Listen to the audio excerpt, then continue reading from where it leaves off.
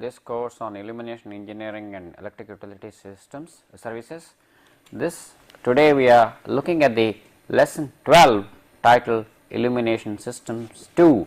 That means we had a lecture on Illumination Systems I in lesson 11, wherein we covered for various applications what comprises a illumination system. In fact, it is not enough if we have a source of light. Source of light essentially tries to create the conditions necessary for us to work and be able to view the things and assimilate the information.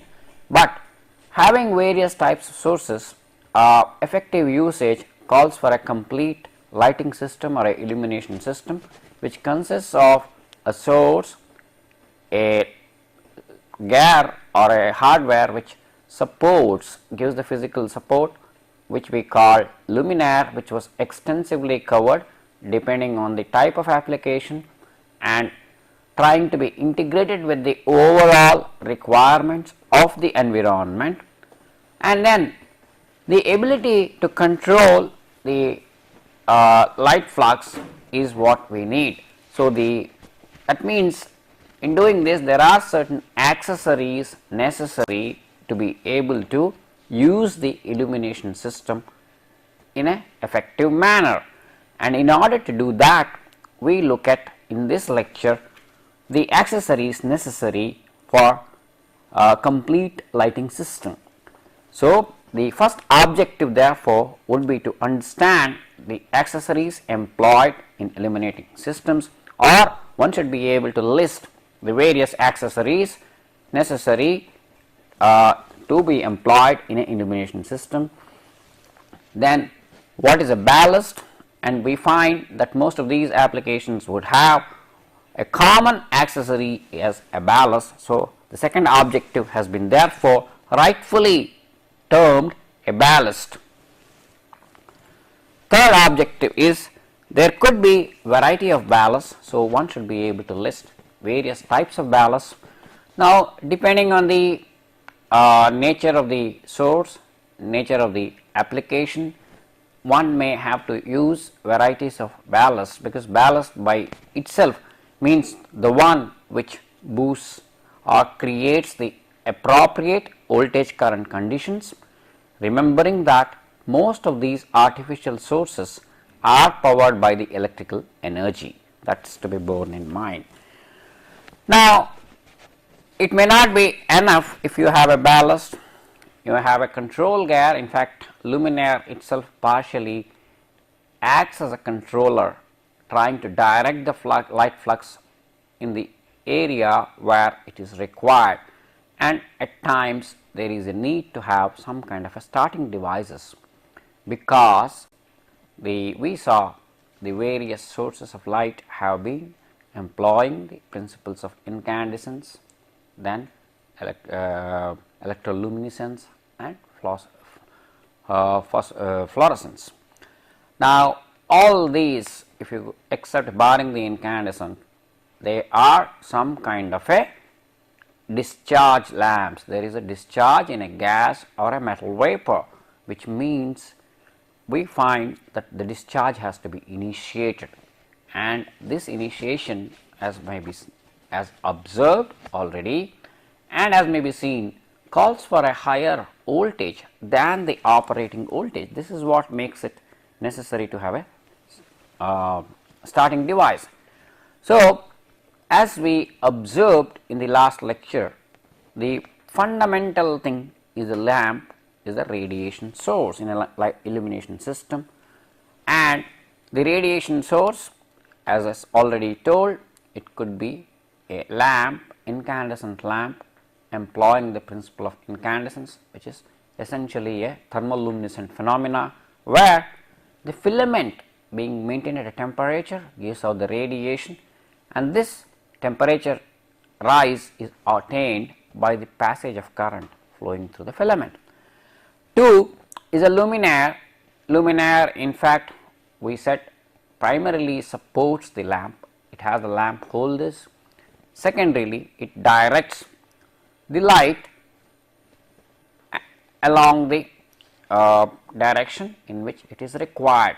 Say you have, and we have seen that these luminaires come in variety of shapes and sizes.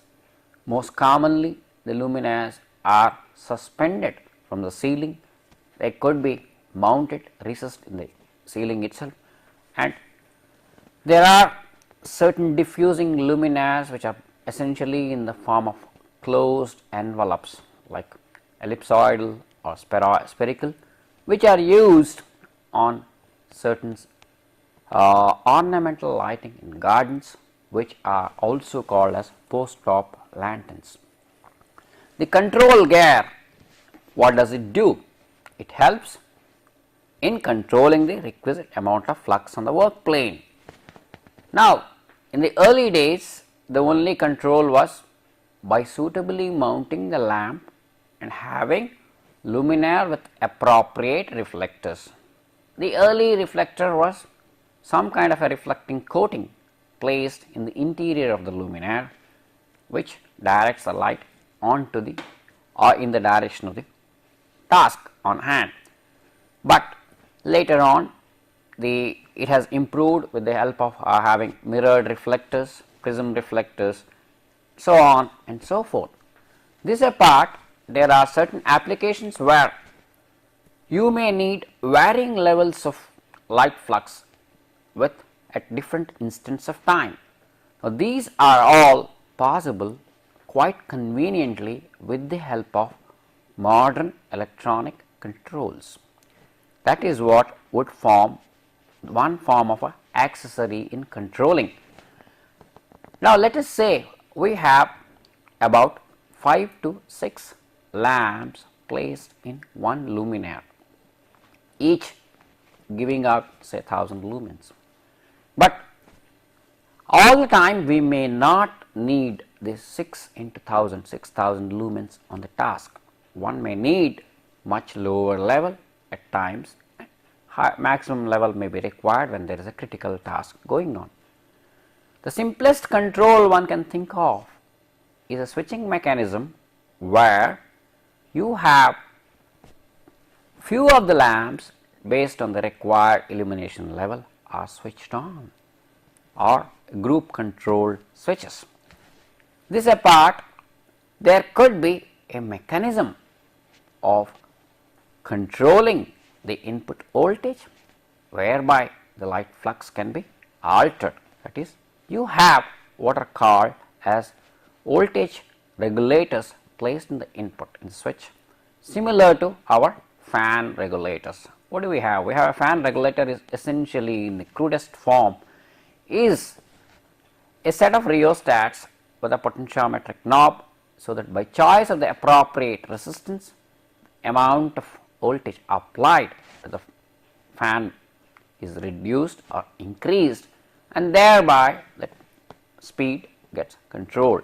In a similar manner, you could have a way of regulating the voltage, and these in fact are being using alternating current, invariably employ things based on the auto transformer action, and in early days were essentially being used for dimming or increasing the light control, and hence commercially were being known as dimmerstats too.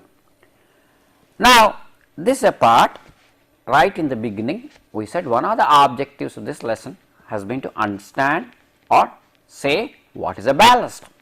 In fact, in talking of the physical processes involving electroluminescence and fluorescence, we said both of them involve some kind of a electrical discharge which gives rise to illumination, and this discharge necessitates that there is a particular voltage required, which is most of the times more than the normal operating voltage. To achieve this, in fact, a ballast is used.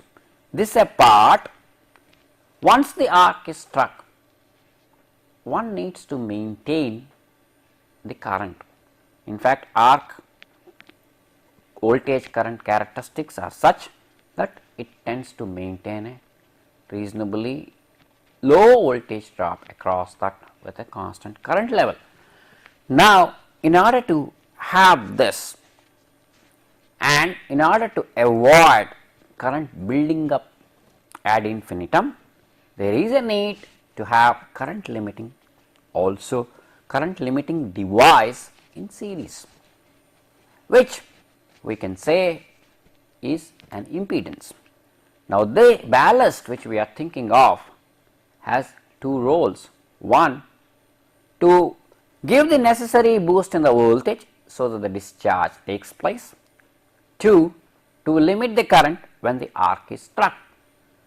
The two have to be achieved, and in fact, it is believed that both can be easily got in one shot, especially on AC circuits having what we normally know as choke, which is nothing but a coil, and or it is an inductance having predominantly inductance property. The idea is inductance does give the required current limiting ability, number one, and one of our objectives has always been to optimally utilize the energy. That means there should be no power loss in any of these accessories which we are using. So, inductance becomes a very good candidate in that sense that it acts as a current limiter without undue loss of power. However, the problem is of course that it being predominantly inductive has a low power factor. We try to choose or have circuits accessories in such that power factor is maintained as high as possible. Recall that although power loss is not there, by virtue of the presence of inductor, there is a reactive power consumption by the circuit, which amounts to having a increased line current from the supply, and that is what means you are forced to have higher conductor cross section at the input. In order to again optimize there, one needs to see what can be done to improve this power factor, and at the same time, being in energy storage elements, these tend to have their own natural frequencies which tend to generate harmonics. So, we need to design these coils, ballasts in such a way that they generate minimum harmonics, and it should not generate frequencies in the radio or TV frequencies, so that the interference takes place. And this in fact is these days the generated interference signals due to such energy storage elements in the networks is what we call electromagnetic interference, which was in early days called radio interference and TV interference. So, we need to have a ballast such that it operates near at a good power factor, does not consume energy, at the same time see that it does not create electromagnetic interference. Normally, we find that these are reactors or inductor coils. They are wound on a magnetic core, in fact colloquially known as choke, and they are kept in series with the lamp, and typically they have a lagging power factor. In fact, this picture here shows the phasor diagram where V choke and I choke are in an ideal situation in quadrature, but in practice it is very difficult to have a ideal inductance.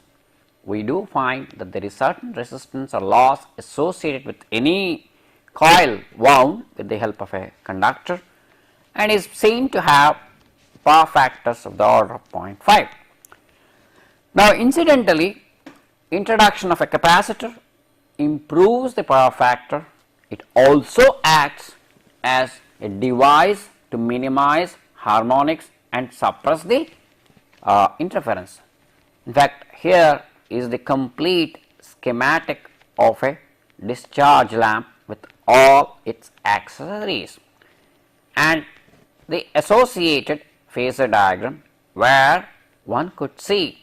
In fact, this inductor or the ballast in fact is a coil wound on a magnetic core. Vs, Is indicate the supply. The way it is connected is in series, therefore the I lamp is same as the I supply, or IL is equal to Is. Now, S is the starting device, as already discussed in talking about the discharge lamps as well as fluorescent lamps.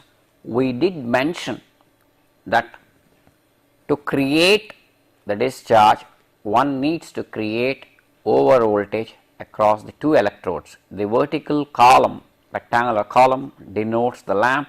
The two ends are the two filaments, which are the two electrodes across which the arc is stuck. So, this shows how one has normally a 0.5 lag power factor. On the other hand, if you place a capacitor in parallel, we find that although the lamp current still is lagging in nature, we improve the supply current, as can be seen compared to the previous diagram. The power factor angle between the, or the phase angle between the voltage phasor of the supply voltage phasor and the current phasor has considerably reduced, and this is one way. The other ways to achieve this are what we call lead lag circuits. Now, we have seen in this, when you have one lamp supported by one ballast, gives rise to a lagging circuit.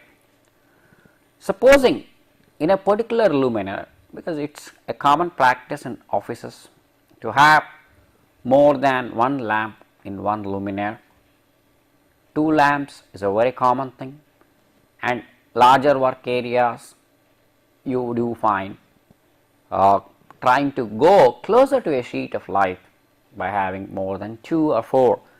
In such a situation, one could have a common supply point for a set of 2 fluorescent lamps or discharge lamps, with one being fed a lagging current, other being fed by a leading current. That means, in a series with one of the chokes, you have a capacitor to improve, and as a result you have overall power factor improved.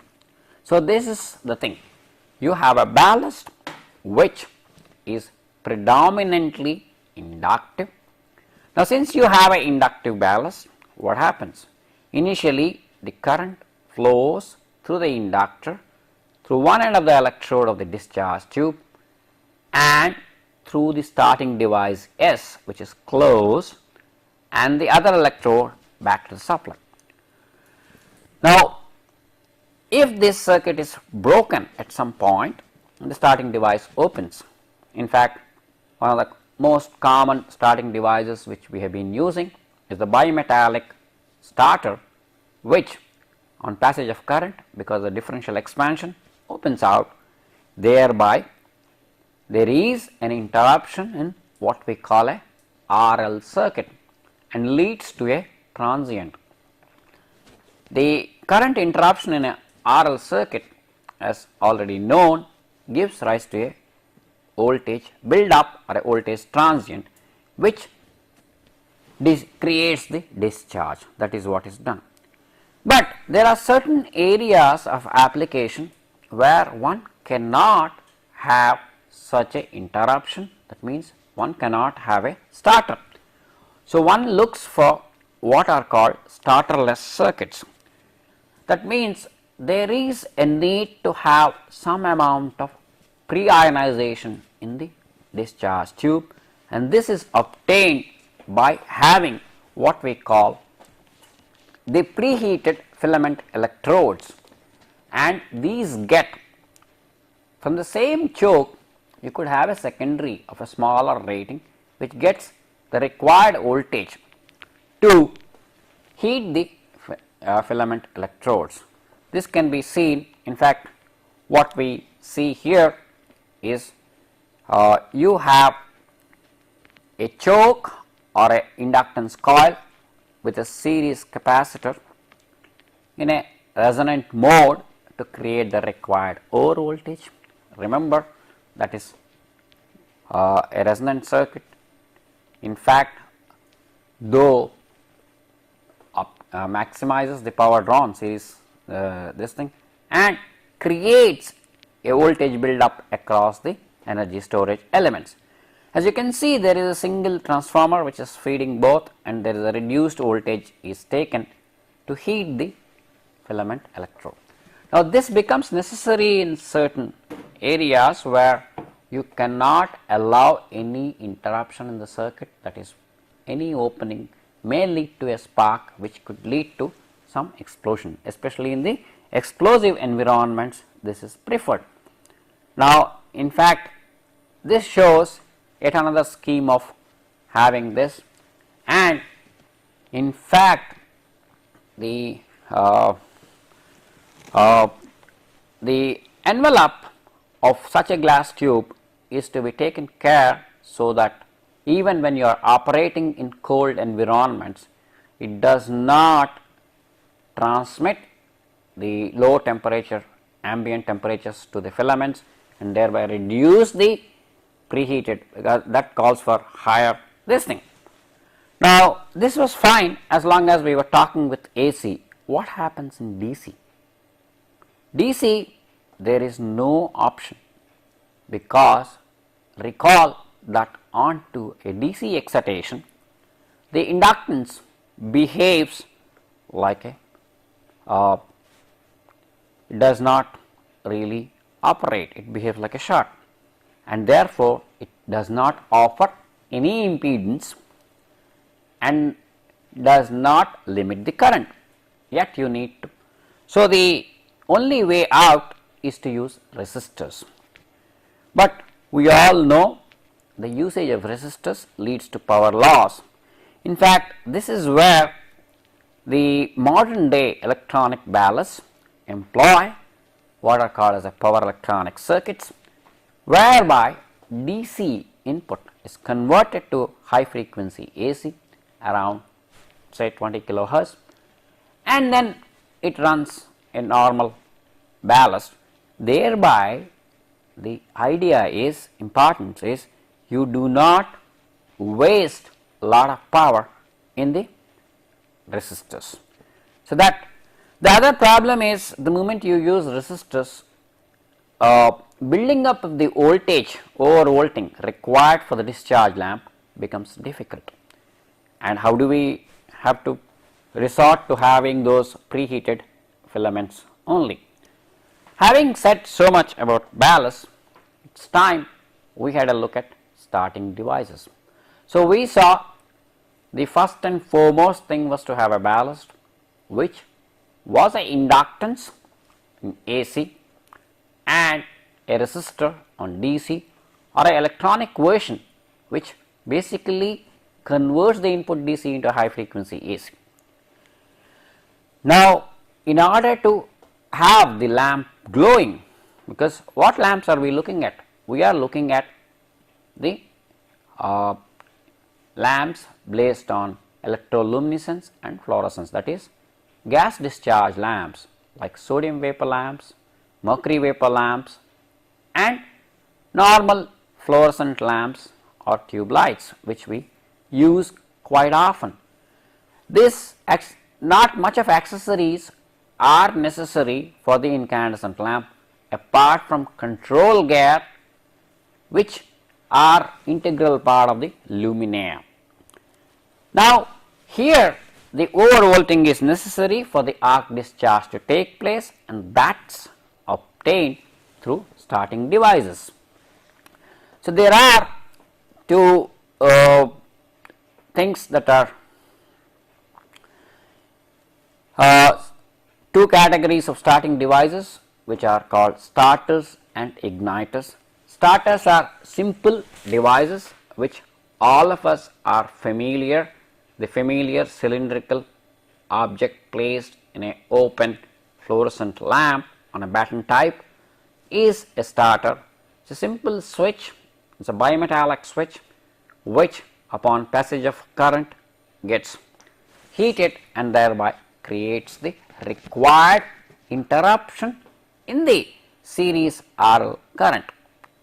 As opposed to this, we have a category of starters which are called igniters. The only exception to this requirement is the high pressure mercury vapor lamp, because they operate at voltages and the pressurization of the mercury gives the required ionization. Whenever the voltage, this stays voltage greater than Vs, we need a starting device. What do we mean by that? We mean that the voltage required to initiate the discharge is greater than supply voltage, and oftentimes it is placed along with the ballast, and this could be part of the luminaire. In fact, the most street lamps which we are seeing based on sodium vapor or mercury vapor, they have the complete accessories located within the luminaire. We talked about, say, preheated filaments. That means there is a certain transformer located within the luminaire which gives the required lower voltage to keep the electrodes continuously heated. All this is possible by having the whole thing within the luminaire. The simple thing as a starter, known as a starter, is a switch start, as already told. It is a bimetallic strip which opens upon heating or reheating. When cooled, they again close and the circuit is completed. Now, as long as the lamp is glowing, this remains open. So, this is the most simplest form of starter. The only, as we said, we talked about the thing, there are certain areas where you need starterless circuit, rapid start or instant start. These are highly useful in certain explosive areas where the operation of a switch which may lead to a spark is not permitted, or such places we do use, and they are very useful for explosive environments and outdoor, because outdoor application of light, see, the moment you have a starter, you do find that there is some finite time delay. In talking of discharge lamps, we talked about the startup time, and those startup times which were very large in the initial stages, though have come down to 3 to 4 minutes these days, but it is considerable, and therefore you have a starterless circuit. It is very good for the outdoor application where you want very fast build up of the light flux. These are termed rapid start and they are continuously heated electrodes, as already told. They have a low voltage winding which is part of the ballast, And the remember, these lamps are again, apart from having the preheated filaments, they also operate on much higher voltages. That is one lacuna, and they are coated with a water repellent coating on the outside, so that there is no condensation on the envelope, which can reduce the temperature of the filaments, which may come in the way of heated filaments remaining heated all the time. As opposed to this, we said there are other starting devices which are called as igniters. These are small 3 electrode devices. How are they? These are like our transistors or thyristors or triodes. These are basically 3 electrode devices, wherein by a control pulses given to what we call gate electrode, they go into conduction mode, or they can be disconnected, and these are often found used in the discharge lamps employed, like sodium vapor lamps. Now, in fact, if you look at the voltage of operation required for the discharge to take place, you have metal halide having anywhere from 600 to 700 volts, low pressure sodium vapor lamps needing 400 to 600 volts. Remember, this is not the operating voltage. If you see carefully, the utilization is at 400 volts 3 phase, which translates to 240 or 230 volts on single phase. So, they do need a starter. We said whenever the voltage required for initiation of the discharge is more than the supply voltage, one needs a starter. The starter could be a simple switch or an igniter. In fact, it is like a thyristor which generates a set of high voltage pulses, and they are interrupted once lamp glows. Incidentally, the high pressure sodium vapor requires about 3 kilovolts as the starting or initiation voltage. So, these are give us a clear idea that we do need a starting device, we do need a device to control the current or the current limiting, which we got in the form of a ballast. So, we have the accessories wise from a control point of view, apart from luminaire. Luminaire itself is the fundamental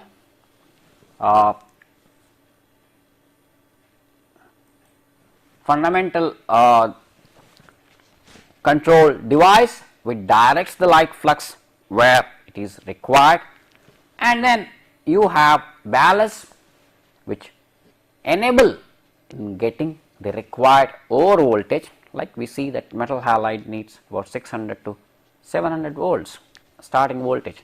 This is obtained by having a starter. The starter could be a simple switch or an igniter. Now, this apart from a control point of view, we were saying we could need different light flux levels at different times. You consider a typical drawing room of a residence, and the different situations, like when you are basically doing some study, the amount of light required on the work table is more compared to when you are basically sitting and relaxing, listening to the music. Now, this is often achieved in different ways. One could be having 2 categories of lighting systems, one for the general lighting of low level, then 2 some local lighting which can give the increased light levels on the task.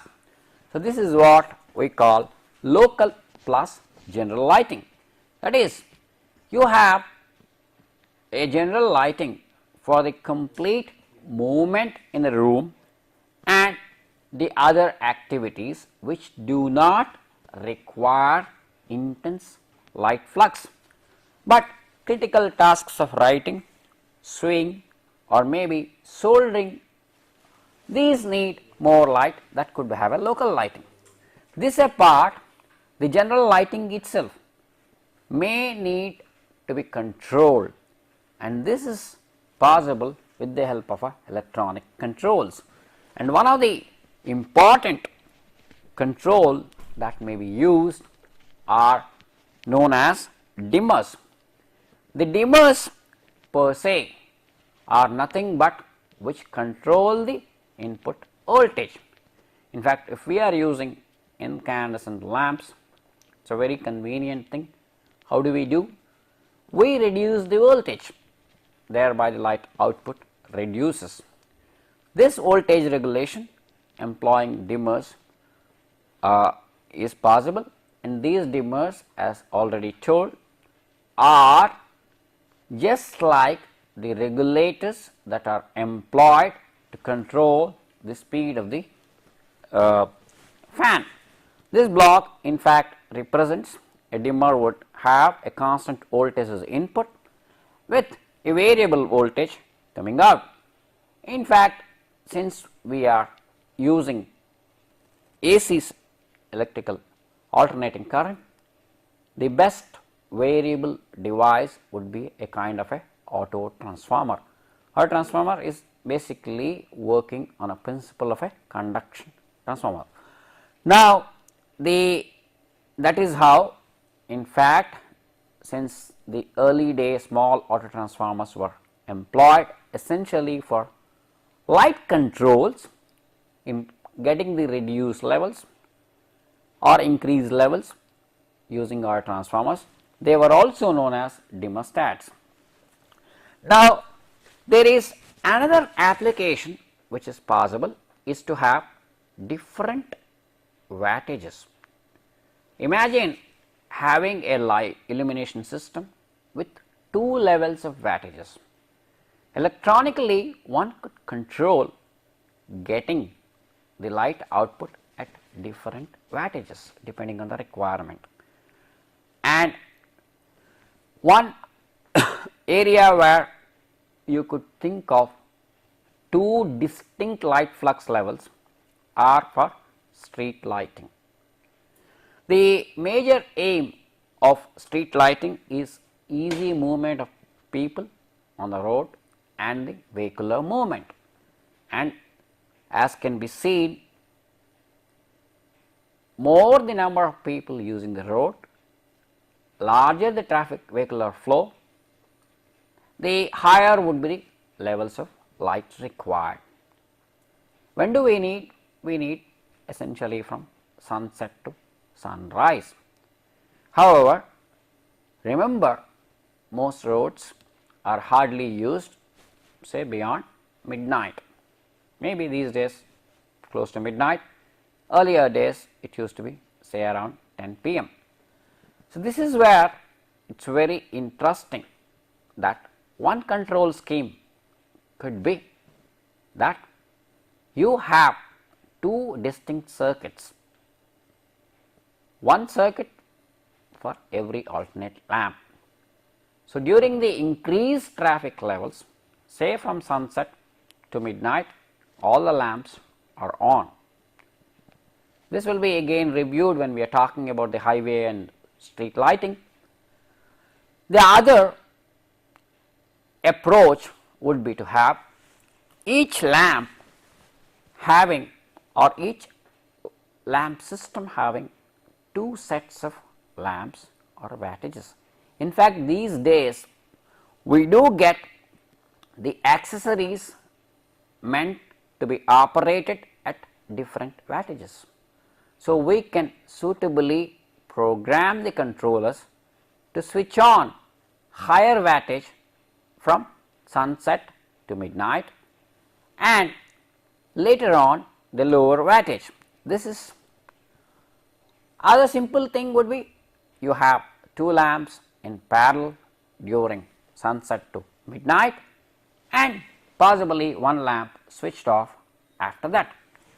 This is all possible, and they are employed in luminaires, and typically lamps when employing igniters are kept at a distance of at least 2 meters from the igniter. Now, whenever we are using igniters we have been talking about are controlled switching devices which are employed essentially in discharge lamps of that kind.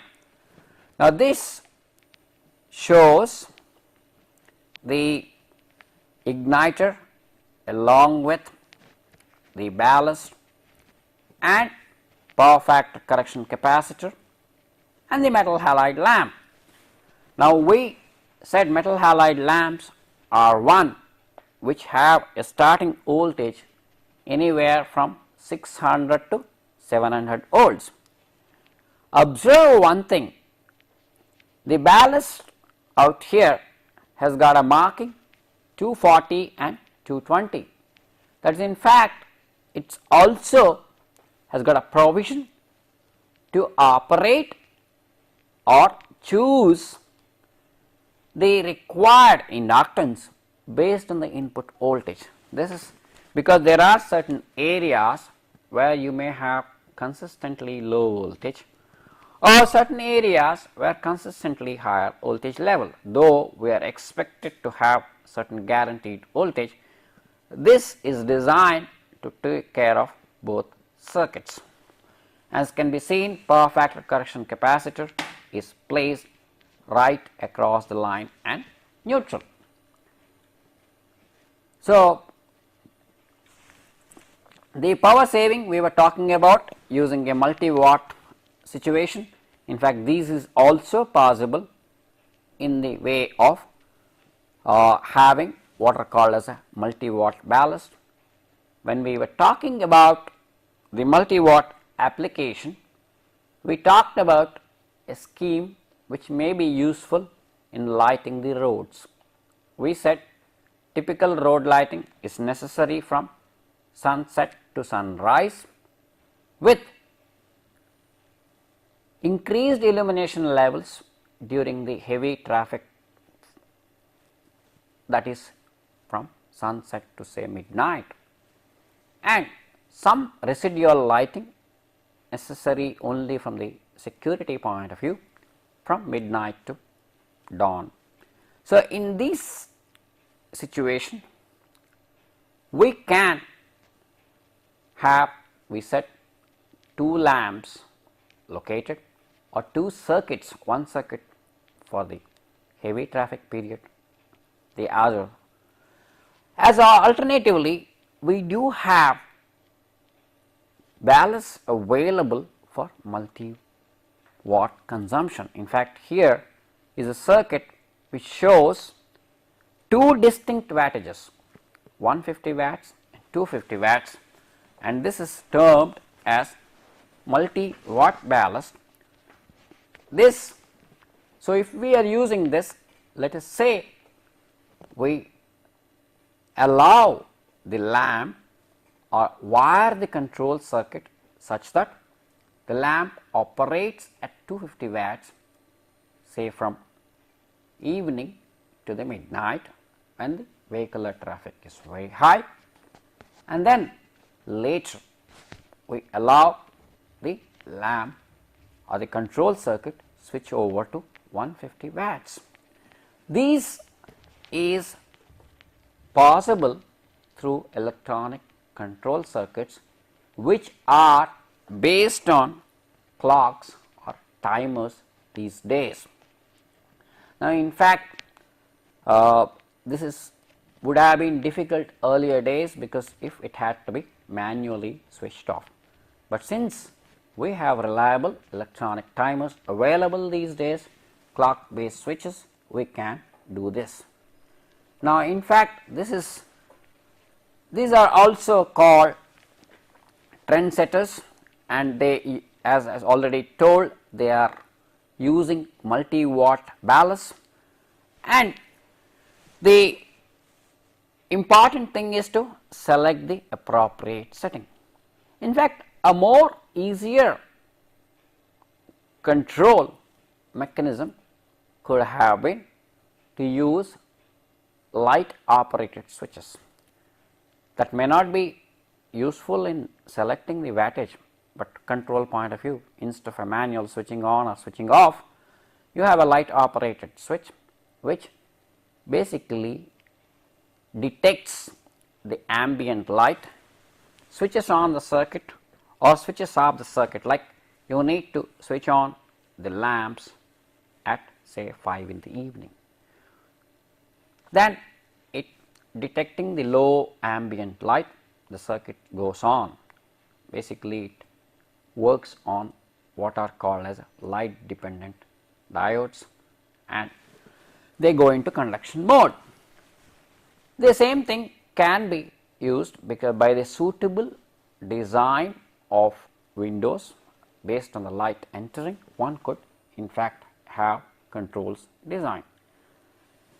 This of course shows how that multi-watt ballast could be used on low wattage for the entire night and high wattage for such a period when you really need in the evening.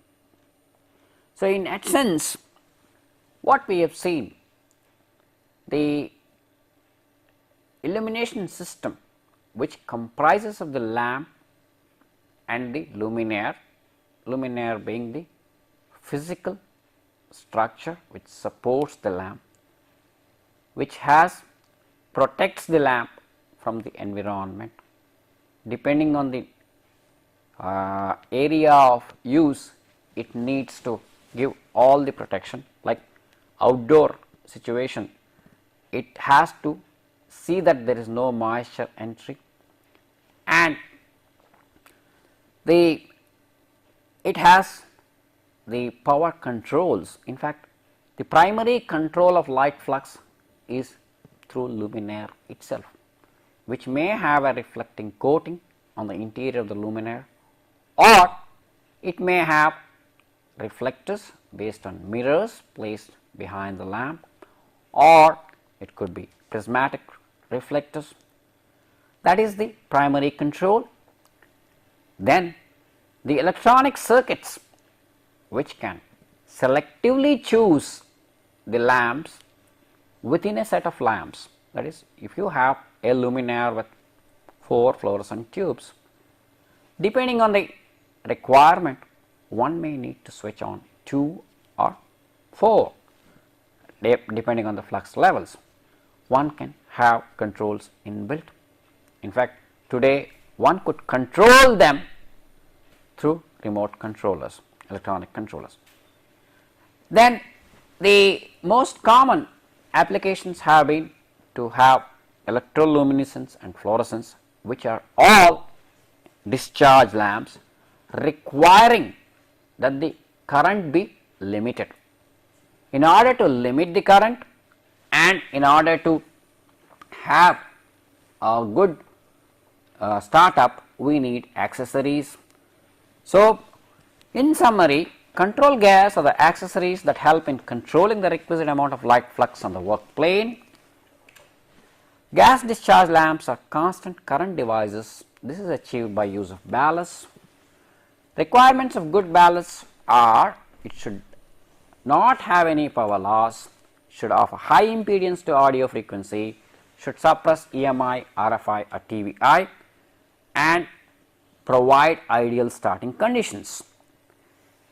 And at the same time, power factor has to be maintained as good as possible, and this improvement is done using capacitors in series. The accepting high pressure mercury vapor lamp, all vapor lamps have the starting voltage requirement much higher, therefore, than the supply voltage. Therefore, starters and igniters are required or used as starting devices. Igniters are basically small 3 electrode devices fired by control pulses from small electronic circuits. Apart from local and general lighting, dimmers and timers are useful in controlling the flux levels as well as the energy levels. The tutorial questions are: why are inductors preferred for use as ballast? What is the disadvantage of using inductance as a ballast? How can it be rectified? How can we stabilize current when a DC source is used? What are its disadvantages? What is the principle of operation of starterless circuits? What is its usefulness? What are switch type starters? Answers to questions of the previous lecture: which type of lighting are used for general lighting and why? Incandescent and fluorescent lamps are preferred because they have a good color rendering index and provide near daylight illuminance. What are lowers? Lowers are the openings with slanted slates, often used with luminaires to control and direct light. What are the different luminaires considered placement wise? Box type, recessed in the ceiling, mounted on a surface, suspended from a ceiling. These are the various types of luminaires one may come across. What type of lighting is used in industrial lighting? For interior lighting, fluorescent lamps with matte white reflectors can be used, whereas for high bay discharge lamps with mirror reflectors, essentially employing sodium vapor lamps, is used. What are the different types of emergency lighting used? Emergency lighting is escape lighting, which is just sufficient lighting.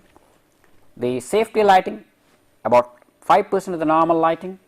Then standby lighting for activation of vital implements when power fails. Thank you.